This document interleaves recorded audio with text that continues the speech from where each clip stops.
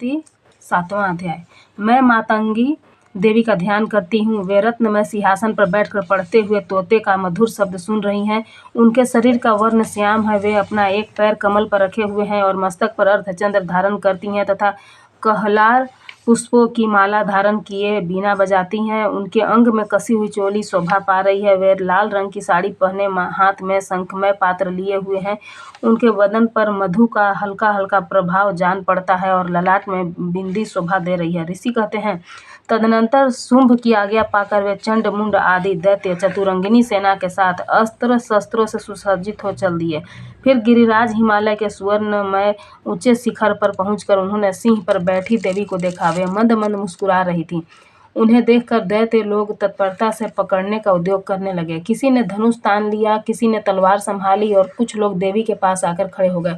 तब अंबिका ने उन शत्रुओं के प्रति बड़ा क्रोध किया। उस समय क्रोध के कारण उनका मुंह काला पड़ गया, ललाट में भौहें टेढ़ी हो गई और वहां से तुरंत विकराल मुखी काली प्रकट हुई, जो तलवार और पास लिए हुए थी। वे विचित्र खड्गवाण धारण किए और चीते के चर्म की साड़ी पहने नर मुंडों की माला से विभूषित थीं।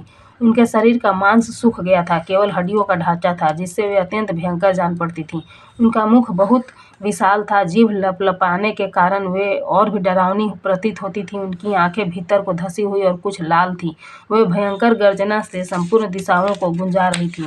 बड़े बड़े दैत्यों का वध करती हुई वे कालिका देवी बड़े वेग से दैत्यों की उस सेना पर टूट पड़ी और उन सबको भक्षण करने लगी। वे पाशर्व छकों को अंकुशधारी महावतों योद्धाओं और घंटा सहित कितने ही हाथियों को एक ही हाथ से पकड़कर मुंह में डाल लेती थीं। इसी प्रकार घोड़े, रथ और सारथी के साथ रथी सैनिकों को मुंह में डालकर वे उन्हें बड़े भयानक रूप से चबा डालती थीं। किसी के बाल पकड़ लेती थीं, किसी का गला दबा देती थीं, किसी को पैरों से कुचल डालती थीं, किसी को छाती के धक्के से गिराकर मार डालती थीं।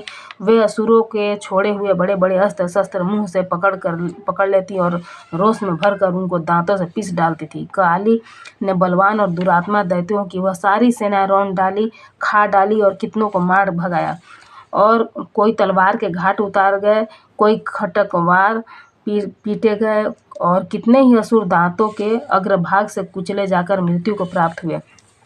इस प्रकार देवी ने असुरों की उस सारी सेना को क्षण भर में मार गिराया। यह देख चंड उन अत्यंत भयानक काली देवी की ओर दौड़ा तथा महादैत्य मुंड ने भी अत्यंत भयंकर बाणों की वर्षा से हजारों बार चलाए हुए चक्रों से उन भयानक नेत्रों वाली देवी को आच्छादित कर दिया। वे अनेकों चक्र देवी के मुख से समाते हुए ऐसे जान पड़े मानो सूर्य के बहुतेरे मंडल बादलों के उदर में प्रवेश कर रहे हो। तब भयंकर गर्जना करने वाली काली ने अत्यंत रोष में भरकर विकट अट्टहास किया।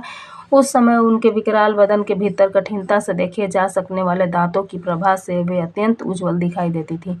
देवी ने बहुत बड़ी तलवार हाथ में ले का उच्चारण करके चंड पर धावा किया और उसके केस पकड़कर उसी तलवार से उसका मस्तक काट डाला। चंड को मारा गया देखकर मुंड भी देवी की ओर बढ़ा। तब देवी ने रोष में भरकर उससे भी तलवार से घायल करके धरती पर सुला दिया। महापराक्रमी चंड और मुंड को मारा गया देख मरने से बची हुई बाकी सेना भय से व्याकुल हो चारों ओर भाग गई। तदनंतर काली ने चंड और मुंड का मस्तक हाथ में ले चंडिका के पास जाकर प्रचंड अट्टहास करते हुए कहा, देवी, मैंने चंड और मुंड नामक इन दो महापशुओं को तुम्हें भेंट किया है।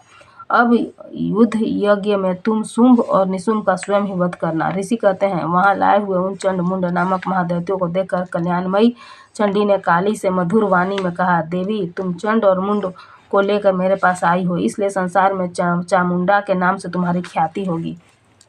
इस प्रकार 7वां अध्याय पूरा हुआ।